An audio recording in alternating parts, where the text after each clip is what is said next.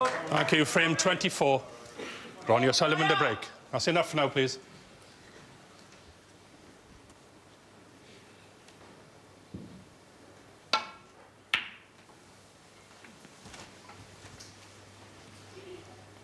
So Ronnie O'Sullivan breaks off in the 24th frame, and it's the first time he's been in front. Who would have said that at the start of the match? 5.5 hours been out there so far.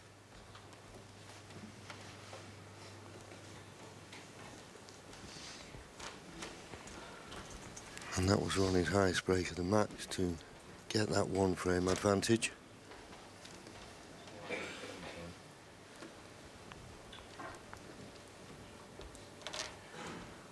And there's the average frame time, just over 14.5 minutes. There's been mistakes, there's been misses, unexpected misses. It's all added to the drama.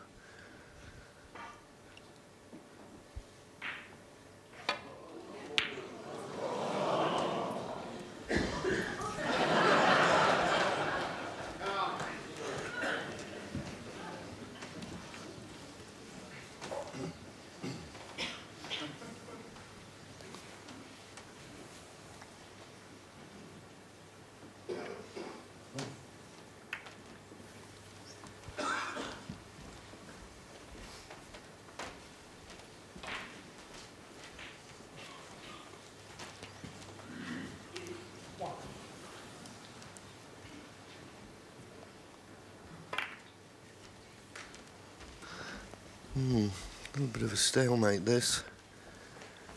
This is the fact the red's up in the balk end. There's no safety up that end of the table. So this could go on for a while yet. And Ronnie has not found the top cushion, so maybe there's a red here that may tempt Joe. I thought one to the red corner, maybe playing the double here, if he can play it and not leave anything but the red he's playing. Double it is. Oh, so close. Sharp intake of breath. I think he thought that was there. And I did, for a split second. Wouldn't have been much closer, could it?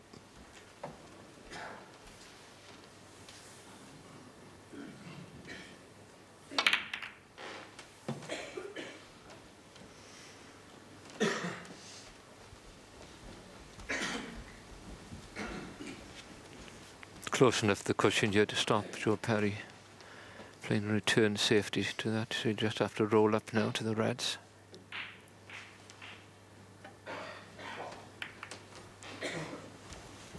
He's overhit that. I think he's left this red to the right middle. Careless. And at the point where he can't afford to make any mistakes. Now, if Ronnie has got the potting angle to pot this red and get on the black, this is a gift of an opportunity. It looked a formality just to roll into them, but this red does go. And in it goes. One careless safety from Joe Perry, just a straightforward roll-up. What a mistake.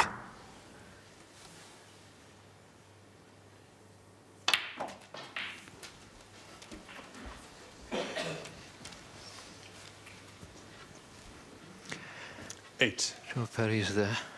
He's had quite a long time in his seat now. Hasn't potted the ball for 22 minutes. That's okay. Yeah, but for the kiss, he may not have finished on anything really good, but straightforward blue.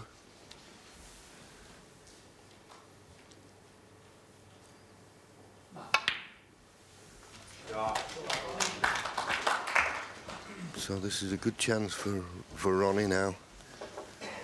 And as I say, it was an opportunity 14. That was gifted to him. Just shows you just roll into the reds and you don't even think about leaving anything.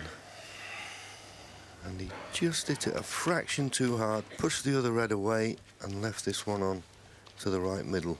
Could that be his last shot in in this year's Dafabet World Snooker Championship. 50. It's not beyond the realms of possibility the way Ronnie has played the last 3 frames. He's never been short a bottle, has he, in the tight finishes? Of course, he wins a lot of his matches with ease when he's at his best. But he's also someone that starts to find his best form sometimes when he's been at his worst, and picks the right times towards the end of matches. Of course, the nearer you get that the winning line, the more tense everything becomes. But Sullivan just looks exactly the same. Other players tend 22. to possibly find it a little bit more tense, and I dare say he does as well. But he certainly doesn't show it. As his pot success has been pretty good, both players. 29. Look at it now for Joe Perry sitting there, hoping. That's all he can do now is hope. And that's well, that's changed completely. 97% to Sullivan this session.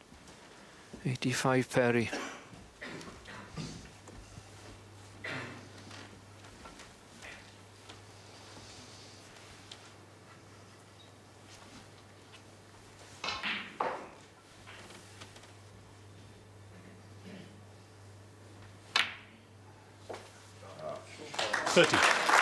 Yeah, it was a good shot. You could tell it was a good shot the time he took to decide to play it. And he's really found another gear, and every credit to him. 37. I think a few people 38. were beginning to doubt him when he couldn't close the gap on Joe Perry. He struggled a little bit in the first session. I just felt that that was just one of those type of situations where the balls were winning, if you know what I mean. They were just running awkward for him. 45. The second session, I thought he lost a little bit of discipline. But when the 46. warning sign came on, and particularly the way he went 11-9 behind, his head could have dropped. No such thing. One good positional shot here, and you can see the frame and match being over. Great response this from Ronnie. 49. Still 91 remaining, but 4 reds, 4 colours. And he'd be well past the winning line. Great effort this from Joe Perry. Just missed a few balls that could have given him a bigger advantage at certain times in the match. 50. And may be coming home to roost now.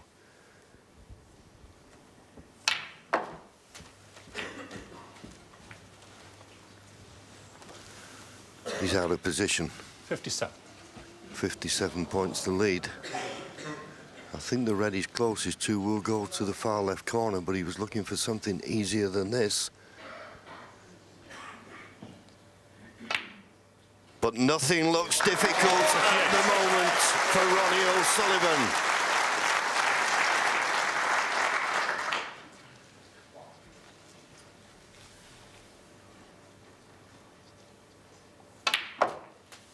Looking at Joe there was an air of resignation. This red, 65. One more colour, and Joe Perry will need 2 snookers.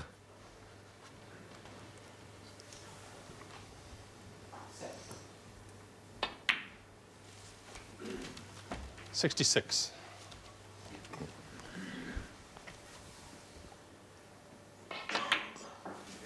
Superb, absolutely superb.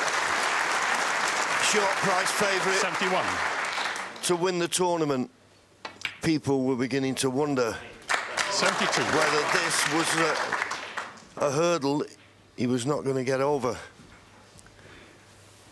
But boy, has he produced some snooker in the last 4 frames. He's never looked like missing when he was in. 75. And as I say, the disappointment when he went to the mid-session interval, 11-9 behind. 76. It could have knocked his confidence. None of it. 124 in the last frame. Does he want to finish the session with another century? He doesn't look like missing at all. The match is over. Joe Perry has given it his all. 79. But he's not in the mood for missing here, isn't Ronnie? Didn't play that great in his first match against Robin Hull. 86. But you thought, well, he's going to improve in the second. He's struggled a bit. 87. But now this is why he was such a short prize favourite to win the title. This is the snooker that only a genius can produce.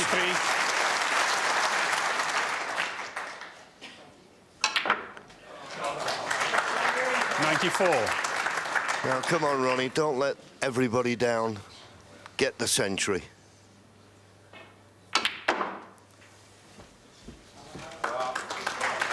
Absolutely inch perfect. 99.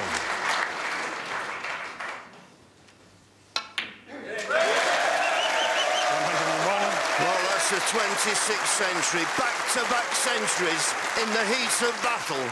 When you were really up against it, 11-9 down. It doesn't get any better than this.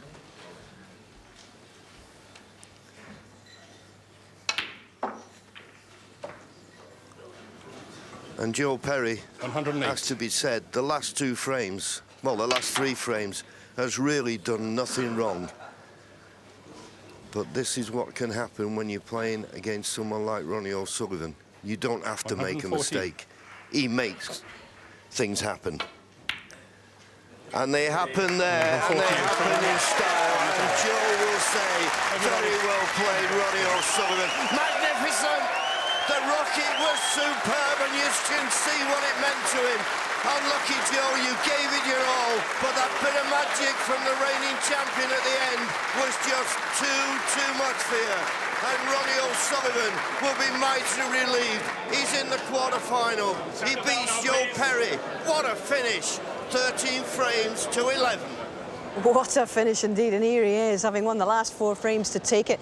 Ronnie, we've just been talking about the pressure in that crucible. How much did you feel it at the end there, and how did you produce your best stuff at the death of that match? Yeah, massive amount of pressure, you know, you feel yourself shaking on shots, you know, especially when you've got a delicate shot and you're shaking and you kind of got to be positive with the shot, so you're thinking, I can't really play this shot, and you do it and it goes in, you think, oh, OK, that was all right. And there's lots of shots like that, you know. It's all right when you're right behind the ball and you can punch it in, but sometimes, you know, with the finesse shots and the nerves, it's hard. It was a brilliant match to watch, but you just struggled to get level terms with him. It was nip and tuck all the way. When you eventually got to 11 frames all, what were you thinking at that point? I was just thinking, you know, he's still got a long way to go, even though there's not a long way to go, but it's just kind of foot to the floor, just focus on each shot, each point, and just make him earn it, really. Just make Joe earn his victory. That's all I was thinking. I mean, that's a match got to stand you in good stead for the rest of the tournament, because he played well in that, didn't he?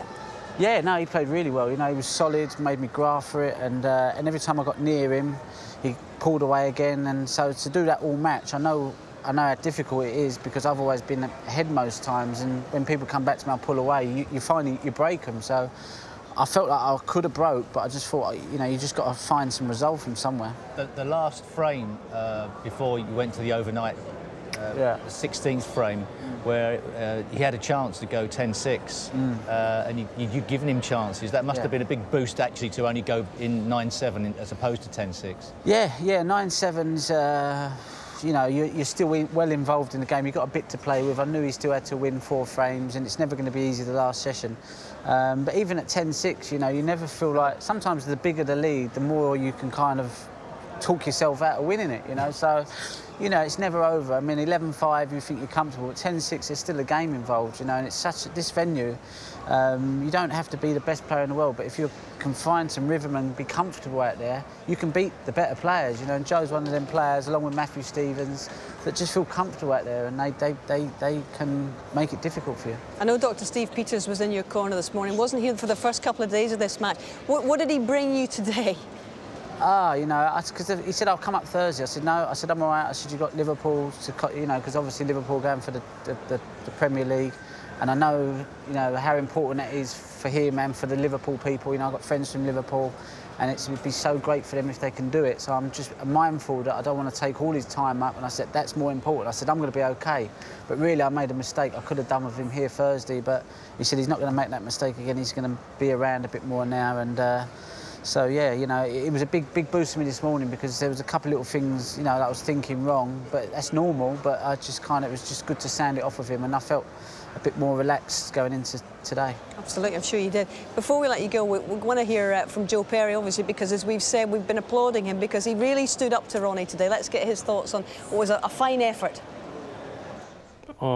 Understandably gutted, you know. I'd give it everything over the 3 sessions, and I got no regrets for anything I'd done. You know, I give everything. I was fully committed to every shot I played.